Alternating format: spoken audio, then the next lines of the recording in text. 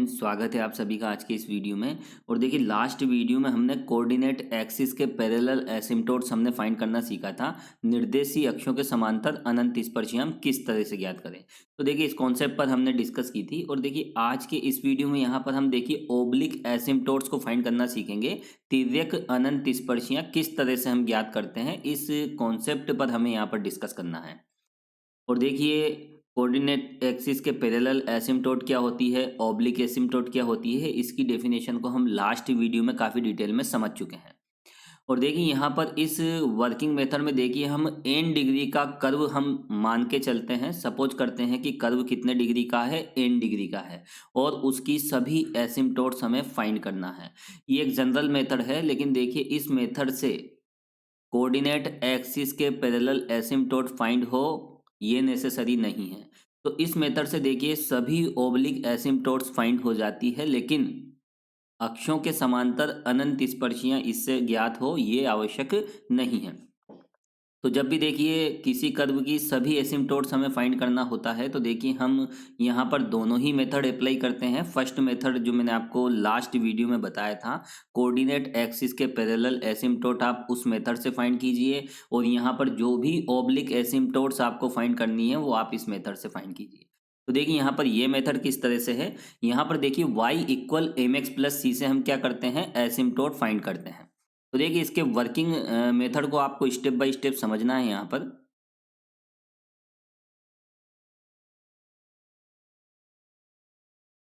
इस मेथड में y equal M x plus सी से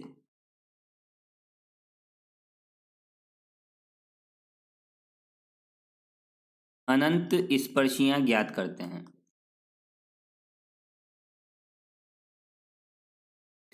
तो देखिए वर्किंग मेथड का जो सबसे पहला पॉइंट है वो क्या है कि यहाँ पर जो भी एसिम्प्टोट हमें फाइंड होगी वो किससे होगी, y equal M x plus सी से। अब एक बात यहाँ पर देखिए, इस इक्वेशन में अननोन क्वांटिटीज कौन कौन सी है, एक तो m है और एक c है। यहाँ पर देखिए m और c ये दोनों अननोन हैं।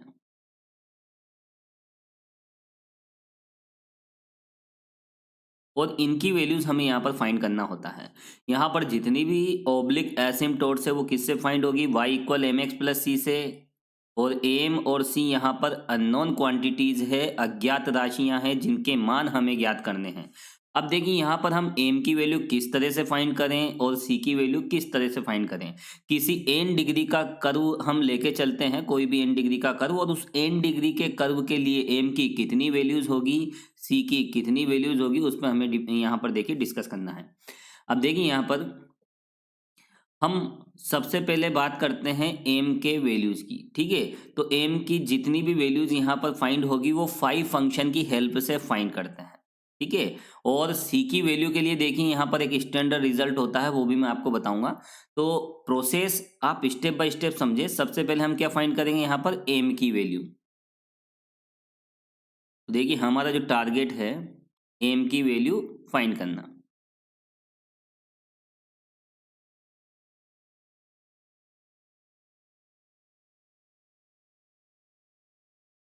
तो यहाँ पर देखिए सबसे पहले हम क्या फाइंड करना सीखेंगे, यहाँ पर m का मान ज्ञात करना। ठीक है, तो देखिए m की वैल्यू हमें फाइंड करना है। तो देखिए m की वैल्यू यहाँ पर हम 5 फंक्शन की हेल्प से फाइंड करते हैं। तो देखिए यहाँ पर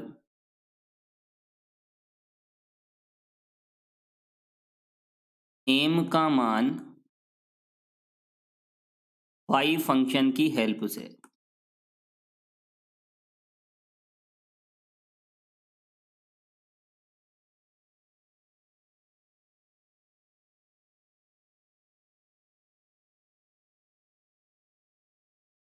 तो देखिए बिल्कुल सिंपल सा कॉन्सेप्ट है। एसिम्प्टोट हम कैसे फाइंड करते हैं, y equal M x plus सी से। क्लियर। अब m की वैल्यू और c की वैल्यू हमें यहाँ पर फाइंड करना है। हमारा पहला टारगेट है to find values of m की वैल्यूज को हम किस तरह से फाइंड करें। और m की वैल्यूज जब फाइंड हो जाएगी उसके करस्पॉन्डिंग c की वैल्यूज भी हम यहाँ पर फाइंड कर लेंगे, और इस इक्वेशन से एसिम्प्टोट्स हमें मिल जाती है। अब देखिए यहाँ पर 5 फंक्शन की हेल्प से हम क्या निकालते हैं, देखिए m के मान हम निकालते हैं। तो देखिए यहाँ 5 फंक्शन है क्या। तो देखिए यहाँ फाई फंक्शन को हम किस तरह से समझेंगे।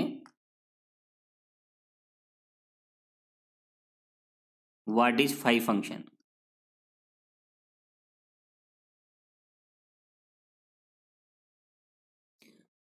तो देखिए यहाँ फाई फंक्शन की हम बात कर रहे हैं, तो देखिए सबसे पहले हम यहाँ पर देखिए फाई एन एम की हम बात करेंगे, ठीक है। अब देखिए फाई एन एम की क्या डेफिनेशन है, इसको हम किस तरह से डिफाइन करते हैं इस मेथड में, ये आपको समझना है। तो देखिए कर्व हम एन डिग्री का मान के चल रहे हैं, यहाँ पर माना कि एन घात का वक्र है, और उसमें देखिए एन डिग्री के कर्व में एन डिग्री की टर्म्स भी होती है, n-1 डिग्री की टर्म्स भी होती है, और उससे कम डिग्री की टर्म्स भी होती है। फॉर एग्जांपल जैसे हम 5 डिग्री का कर्व लेते हैं, तो उसमें देखिए 5 डिग्री की टर्म्स होगी, 4 डिग्री की भी होगी, और 2 डिग्री, 3 डिग्री, 1 डिग्री और कांस्टेंट टर्म भी हो सकती है। तो कहने का मतलब ये है कि यहाँ पर देखिए n डिग्री की टर्म्स में x=1 और y=m हम पुट करते हैं, तो देखिए हमें क्या मिलेगा, फाई एन एम मिलेगा। तो यहाँ पर देखिए ये सिंबल आपको समझना होगा, फाई एन एम का क्या मतलब है, क्या मीनिंग है। देखिए हम क्या पुट करते हैं, देखिए put x=1 and y=m in the terms of n degree of given curve. तो देखिए बिल्कुल सिंपल सा कॉन्सेप्ट है, फाई एन फाइंड करने के लिए हम क्या करते हैं, कर्व में एन डिग्री की जो भी टर्म्स होती है उसमें x=1 एंड y=m हम पुट कर देते हैं। अब देखिए इसी तरह से यहाँ पर हम फाई n-1 m हम फाइंड करेंगे, और देखिए फाई n-1 m के लिए हम देखिए यही सब्स्टिट्यूशन हम यहाँ पर लेते हैं, x=1 एंड y=m। लेकिन देखिए ये सब्स्टिट्यूशन हम किस में लेंगे, कर्व की जो n-1 डिग्री की टर्म्स है उसमें ये सब्स्टिट्यूशन हम ले लेते हैं। तो देखिए फाई एन एम किस तरह से फाइंड होता है, कर्व की जो n डिग्री टर्म्स है उससे फाइंड होता है इस सब्स्टिट्यूशन से, x=1 एंड y=m। और देखिए फाई n-1 के लिए हम क्या करते हैं, कर्व की n-1 डिग्री की टर्म्स हम लेते हैं और उसमें ये सब्स्टिट्यूशन हम ले लेते हैं। तो देखिए यहाँ पर फाई n-1 m के लिए हम क्या करते हैं, देखिए क्या पुट करते हैं, x=1 and y=m in the terms of n-1 degree. ये बात आपको ध्यान रखनी है, फाई n-1 के लिए हम कर्व की n-1 डिग्री की टर्म्स लेते हैं।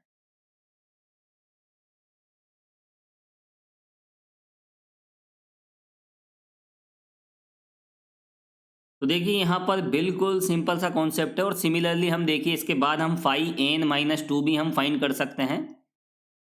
फाई n-2 वो किस तरह से हम फाइंड करेंगे, कर्व में n-2 डिग्री की टर्म्स भी होगी, क्योंकि यहाँ पर देखिए हम कौन सा कर्व लेते हैं, देखिए हम क्या सपोज करके चल रहे हैं, हम यहाँ पर देखिए n डिग्री कर्व को सपोज करके चल रहे हैं कि कर्व कितनी डिग्री का है, कर्व यहाँ पर n डिग्री का है, और उसकी एसिम्टोट हमें फाइंड करना है, यहाँ पर ये हमारा टारगेट है। तो देखिए यहाँ पर फाई n-2 के लिए क्या करेंगे, इस n डिग्री कर्व में देखिए n-2 डिग्री की टर्म्स भी होगी, तो यहाँ पर देखिए उन n-2 डिग्री की टर्म्स में ये सब्स्टिट्यूशन हम ले लेंगे, x=1 एंड y=m। ध्यान रहे जब भी आप फाई फंक्शन फाइंड करें तो देखिए सब्स्टिट्यूशन हमेशा यही लेना है, x=1 और y=m। फाई एन फाइंड करो तो n डिग्री टर्म्स में ये सब्स्टिट्यूशन यूज करो, यदि हमें फाई n-1 फाइंड करना है तो n-1 डिग्री की टर्म्स में हम क्या सब्स्टिट्यूशन लेंगे, x=1 y=m, और फाई n-2 फाइंड करेंगे तो ऐसी कंडीशन में हम कर्व में जो n-2 डिग्री की टर्म्स है उसमें हम ये वाला सब्स्टिट्यूशन ले लेंगे, x=1 y=m। तो देखिए यहाँ पर फाई n किससे रिलेटेड है, कर्व की n डिग्री टर्म्स से। फाई n-1 किससे रिलेटेड है, कर्व की n-1 डिग्री की टर्म से। और फाई n-2 किससे रिलेटेड होगा, कर्व की n-2 डिग्री की टर्म से। अब देखिए यहाँ पर हम फाई n-2 हम फाइंड करेंगे, तो देखिए प्रोसेस बिल्कुल सेम है, इन दोनों को देखें अगर हम फाई एन माइनस वन किस तरह से फाइंड किया है उसी तरह से देखिए हम फाई एन माइनस टू हम फाइंड कर देंगे। हम क्या पुट करेंगे, x equal one and y equal m. अब यहाँ पर कौन सी डिग्री की टर्म्स लेंगे हम, in the terms of n minus two degree. और एन माइनस टू डिग्री क्यों ले रहे हैं, क्योंकि हम phi N minus two find कर रहे हैं।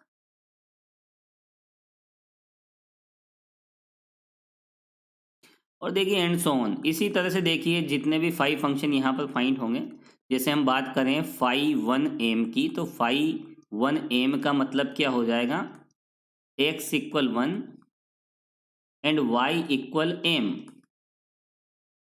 इन the terms of one degree.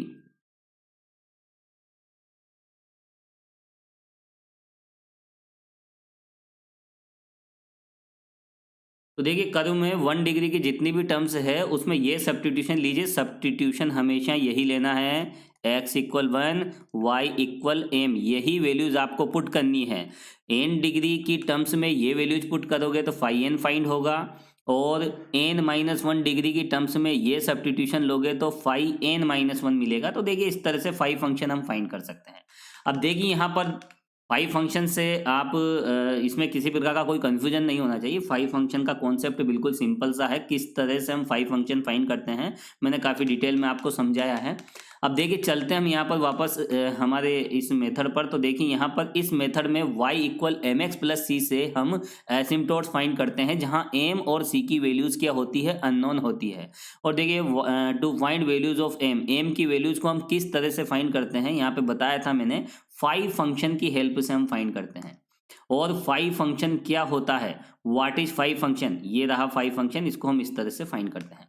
अब देखिए एम की वैल्यूज हम फाइव फंक्शन से फाइंड करते हैं, लेकिन कौन से वाले फाइव फंक्शन से, फाई एन से, फाई एन माइनस वन से, या किस से। तो देखिए यहाँ पर आपको ये ध्यान रखना है, एम की जो भी वैल्यूज हम फाइंड करेंगे वो इससे फाइंड करेंगे, ठीक है।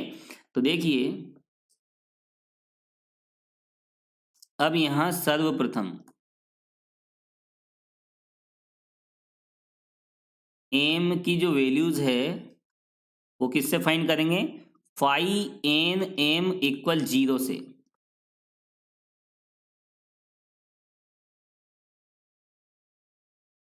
तो देखिए ये आप मेथड का फर्स्ट पॉइंट मान सकते हो, जहां से हम कैलकुलेशन स्टार्ट करते हैं एम की वैल्यूज को फाइंड करने के लिए।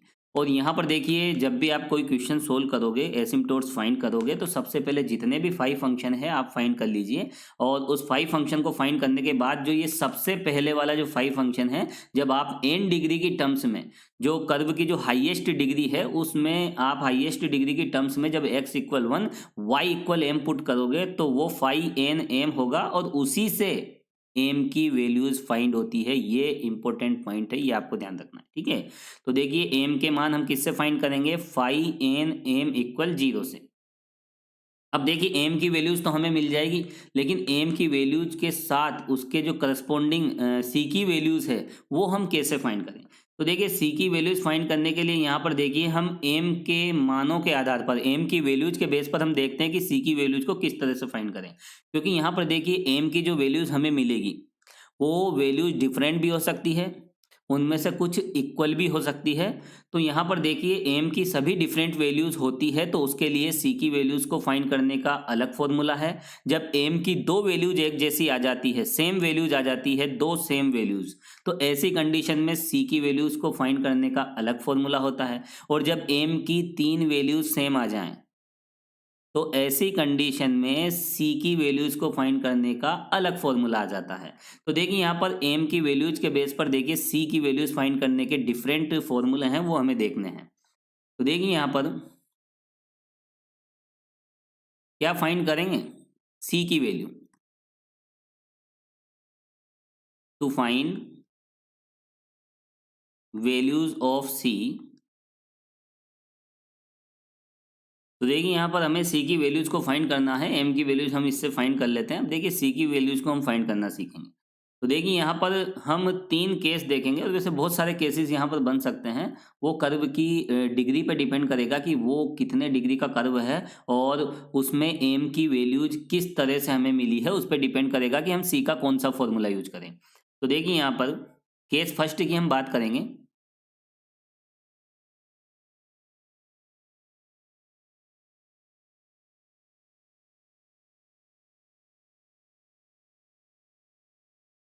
जब एम के मान भिन्न भिन्न हैं, तो देखिए जब एम की डिफरेंट वैल्यूज आ जाती है तो ऐसी कंडीशन में हम सी की वैल्यू हम किस तरह से हम फाइंड करेंगे। तो देखिए values of m are different, जितनी भी वैल्यूज हैं एम की वो डिफरेंट हो, भिन्न भिन्न हो, तो ऐसी कंडीशन में देखिए सी की वैल्यू हम किस तरह से फाइंड करेंगे। C upon factorial 1 phi dash N M plus phi N minus 1 M. ये फॉर्मूला आपको ध्यान रखना है। देखिए एक स्टैंडर्ड रिजल्ट है, इसकी हेल्प से हम सी की वैल्यूज को फाइंड करते हैं।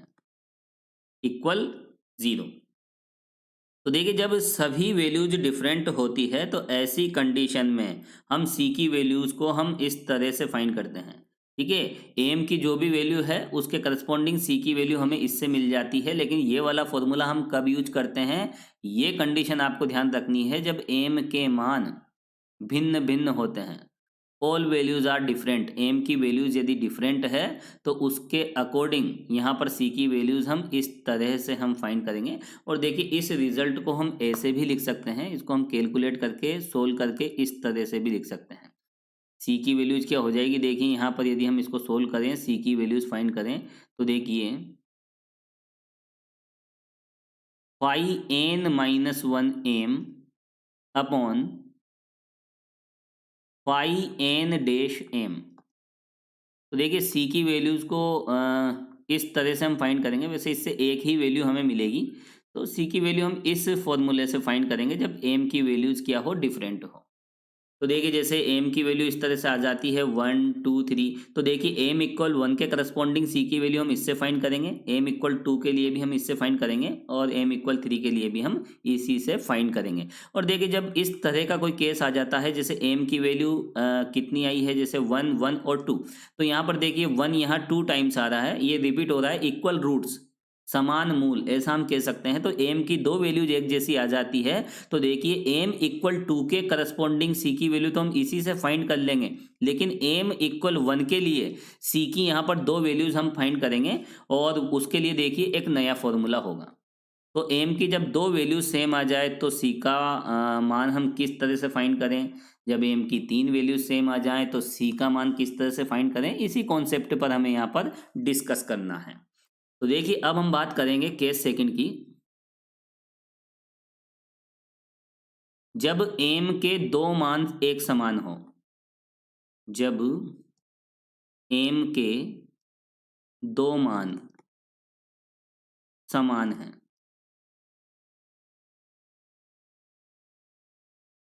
तो देखिए जब एम की दो वैल्यूज इक्वल आ जाए तो ऐसी कंडीशन में हम सी का मान किस तरह से हम फाइंड करेंगे।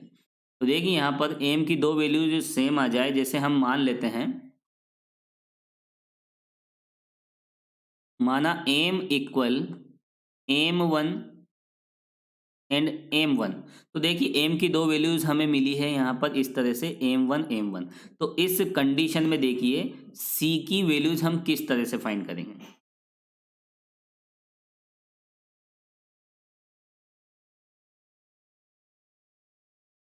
तो देखिए इस कंडीशन के लिए बिल्कुल सिंपल सा कॉन्सेप्ट है, स्टेप बाय स्टेप आप समझ लें एक बार, फिर मैं आपको इस मेथड को समझाऊंगा। मेथड समझ में आ जाता है तो हर एक क्वेश्चन इजीली हो जाएगा, इसमें किसी प्रकार का कोई भी कन्फ्यूजन नहीं रखना है। ठीक है, तो देखिए एम की दो वैल्यूज सेम आ जाती है इस तरह से, एम इक्वल m1 यहाँ पर देखिए रिपीट हो रहा है और दो वैल्यू सेम आ जाती है। क्वाड्रेटिक इक्वेशन के रूट्स भी इक्वल हो सकते हैं, तो यहाँ इक्वल रूट्स वाली दो रूट यहाँ पर इक्वल हैं, तो एम की दो वैल्यूज जब सेम आ जाती है तो ऐसी कंडीशन में सी की वैल्यूज को हम किस तरह से फाइंड करें। तो देखिए यहाँ पर सी की वैल्यूज को फाइंड करने का जो तरीका है, यहाँ पर देखिए सी स्क्वायर अपॉन फैक्टोरियल 2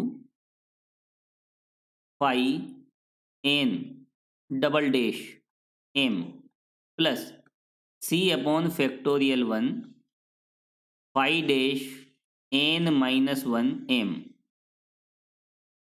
इसको हम ऐसे ही लिख लेते हैं यहाँ पर five n minus 1 m plus five n minus 2 m equal 0। तो देखिए जब एम की दो वैल्यूज सेम हो तो हम सी की दो वैल्यूज फाइंड करेंगे। तो देखिए यहाँ पर m की दो वैल्यूज क्या हैं, m1 m1, और यहाँ इससे हमें c की दो वैल्यूज क्या मिल जाएगी, c1 c2। और एसिम्टोट हम कैसे फाइंड करते हैं, y equal mx plus c से। तो देखिए यहाँ पर m इक्वल m1 के करस्पॉन्डिंग c की दो वैल्यूज हमें मिली है। तो यहाँ पर देखिए m की वैल्यू क्या है, यहाँ पर देखिए m की वैल्यू तो है m1 और c की एक वैल्यू हमें मिली है c1, और इस m1 के करस्पॉन्डिंग ही c की दूसरी वैल्यू क्या मिल जाएगी इस क्वाड्रेटिक इक्वेशन से, c2। तो ये यहाँ पर एसिम्टोट हो जाएगी। तो देखिए जब m की दो वैल्यूज हमें मिलती है एक जैसी एक समान इक्वल वैल्यूज हमें मिलती है तो उसके करस्पॉन्डिंग जब हम c की वैल्यू फाइंड करते हैं तो हमें दो मान मिलते हैं। c के कितने मान मिलेंगे, दो मान हमें मिलेंगे, और यहाँ पर इस तरह से फिर एसिम्टोट्स हम फाइंड कर लेते हैं। तो देखिए m की दो वैल्यूज सेम है तो c की वैल्यूज फाइंड करने के लिए हम एक क्वाड्रेटिक इक्वेशन का यूज करते हैं, इस तरह की क्वाड्रेटिक इक्वेशन। और देखिए जब m की तीन वैल्यूज सेम आ जाए तो ऐसी कंडीशन में हम क्यूबिक इक्वेशन का यूज करते हैं। तो देखिए केस थर्ड पर आएंगे हम, इसके बाद केस थर्ड, जब m के तीन मान समान हैं। तो देखिए जब m की तीन वैल्यूज सेम आ जाए, इक्वल आ जाए, तो ऐसी कंडीशन में देखिए c की वैल्यूज को हम यहाँ पर एक क्यूबिक इक्वेशन की हेल्प से फाइंड करते हैं। तो देखिए यहाँ पर हम मान के चलते हैं, देखिए इस तरह से m की तीन वैल्यूज किस तरह से हमें मिलेगी, m1 m1 m1। तो m की तीन वैल्यूज इस तरह से जब एक जैसी मिल जाए तो ऐसी कंडीशन में देखिए c की हम तीन घात की समीकरण से c का मान ज्ञात करते हैं। एक क्यूबिक इक्वेशन लेते हैं 3 डिग्री की इक्वेशन, और देखिए इसी सीक्वेंस में यहाँ पर देखिए हम c की इक्वेशन बनाएंगे।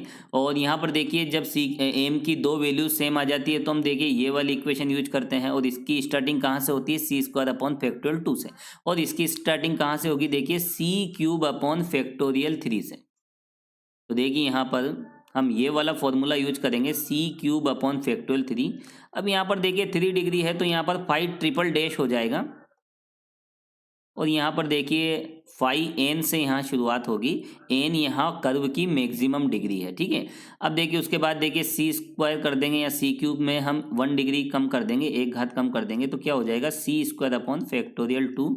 और यहाँ भी देखिए थर्ड डेरिवेटिव है, 5 ट्रिपल डैश का मतलब यहाँ है थर्ड डेरिवेटिव, तो यहाँ पर देखिए सेकेंड डेरिवेटिव आ जाएगा।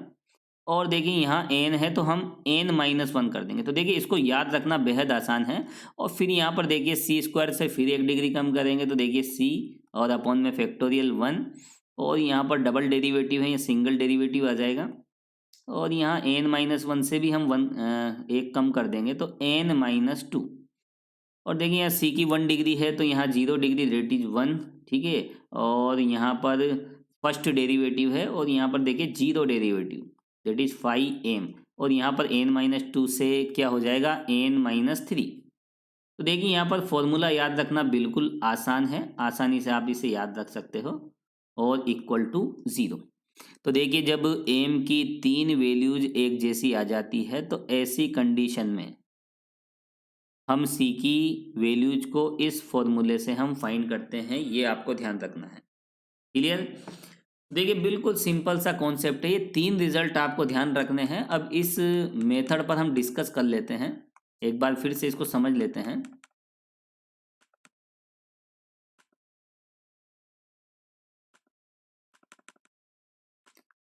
तो देखिए यहाँ पर इस मेथड में हम ओब्लिक एसिम्टोट्स को फाइंड करना सीख रहे हैं, तिर्यक अनंत स्पर्शियाँ किस तरह से हम फाइंड करें।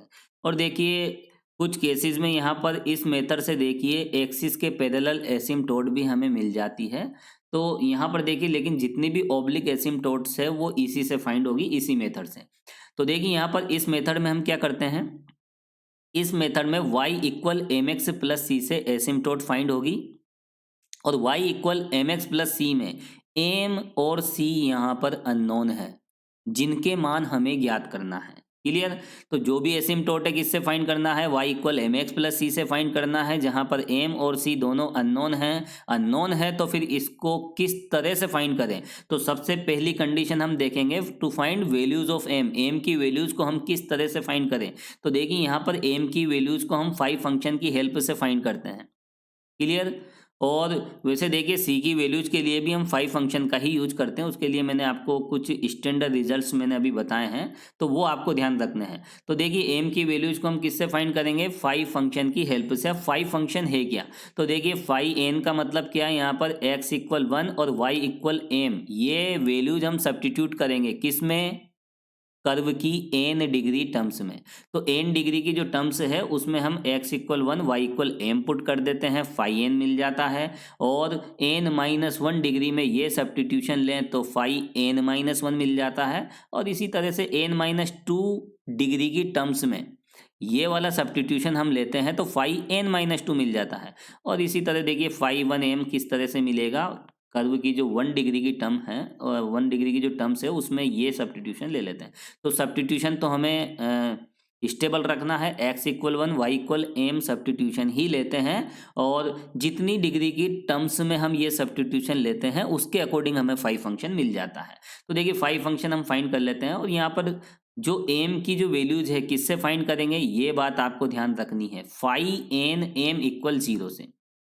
कर्व की जो मैक्सिमम डिग्री की टर्म से जो 5 फंक्शन हमें मिलेगा उसको 0 के इक्वल रखते हैं। यहाँ पर कर्व n डिग्री का लेके चल रहे हैं हम, n डिग्री का कर्व है तो यहाँ पर कर्व की जो हाईएस्ट डिग्री होगी वो n होगी और उसी से ये हमें 5 फंक्शन मिला है और उसको 0 के इक्वल रख के सोल्व करने से हमें m की वैल्यूज मिल जाती है। अब देखिए m की वैल्यूज मिलने के बाद देखिए बात करते हैं हम c की वैल्यू को हम किस तरह से फाइंड करें। तो देखिए c की वैल्यूज किस पे डिपेंड करेगी, m की वैल्यूज पे। m की जो वैल्यूज है वो डिफरेंट है या फिर 2 टाइम रिपीट हो रही है या 3 टाइम रिपीट हो रही है, उसके अकॉर्डिंग सी का फॉर्मूला हम यूज करते हैं। एम की डिफरेंट वैल्यू होती है तो ऐसी कंडीशन में सी की वैल्यू हम इससे फाइंड करेंगे। और देखिए एम की जब दो वैल्यू सेम आ जाए इस तरह से तो इसके करस्पॉन्डिंग एम की इन वैल्यूज के करस्पॉन्डिंग सी की दो वैल्यूज मिलेगी, वो इस इक्वेशन से हम फाइंड करेंगे।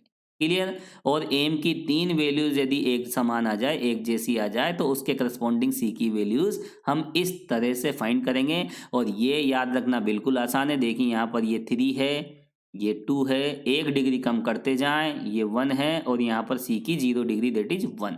तो बिल्कुल सिंपल सा कॉन्सेप्ट है। और यहाँ भी देखिए ट्रिपल डैश, फिर यहाँ देखिए यहाँ थर्ड डेरिवेटिव था, यहाँ सेकंड डेरिवेटिव, यहाँ फर्स्ट डेरिवेटिव और यहाँ 0 ऑर्डर डेरिवेटिव। क्लियर। और इसी तरह से देखिए यहाँ फैक्टोरियल में भी 3 2 1 और यहाँ पर फैक्टोरियल 0। तो यहाँ पर देखिए इसको याद रखना बिल्कुल सिंपल सा है। यहाँ पर फाई n है, यहाँ फाई n माइनस 1 है, n माइनस 2, n माइनस 3, तो बिल्कुल सीक्वेंसली। और यही सीक्वेंस देखिए यहाँ पर इस सी स्क्वायर अपॉन फैक्टोरियल 2 वाले इस फॉर्मूले में यूज हो रही है। तो देखिए यहाँ सेम सिमिलर सीक्वेंस है, तो ये सारे रिजल्ट्स आप इजीली फाइंड कर सकते हो, इजीली ध्यान रख सकते हो।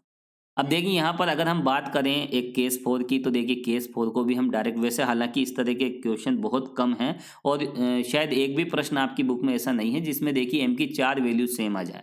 फिर भी आपको देखिए मैं बता देता हूँ, इसी सीक्वेंस को अगर हम और मॉडिफाई करें, जब एम की केस 4 की अब हम बात कर लेते हैं, जब एम की 4 वैल्यू सेम आ जाती है तो देखिए किस तरह का फॉर्मूला हम यूज करेंगे। देखिए C4 अपॉन फैक्टोरियल 4 और यहाँ पर क्या होगा, देखिए 5 फोर्थ डैश, ठीक है, 4 डैश एन एम, ठीक है, यहाँ से स्टार्टिंग होगी। और उसके बाद देखिए हर जगह आप एक एक कम करते जाएं। यहाँ पर क्या हो जाएगा, देखिए c cube upon factorial 3 5 triple dash n minus 1 m plus c square upon factorial 2, यहाँ ट्रिपल डैश है या सेकेंड डेरिवेटिव आ जाएगा डबल डैश एम और एन माइनस 1 से क्या हो जाएगा एन माइनस 2।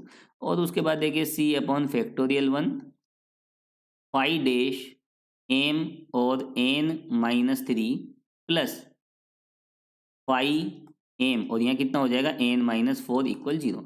तो देखिए जब m की 4 वैल्यूज सेम आ जाती है तो c की वैल्यूज को फाइंड करने के लिए हम ये वाला फॉर्मूला यूज करते हैं। तो देखिए यहाँ पर इस तरह के स्टैंडर्ड रिजल्ट्स आप आसानी से ध्यान रख सकते हो, क्योंकि देखिए ये एक सीक्वेंसली है, सीक्वेंस की फॉर्म में है, तो इनको याद रखना बेहद आसान। तो देखिए जब m की वैल्यूज के करस्पॉन्डिंग जब c की वैल्यूज हमें फाइंड हो जाती है तो देखिए इसके बाद हम क्या करते हैं, इसके बाद y equal M x plus सी से एसिम्टोट्स हम फाइंड कर लेते हैं।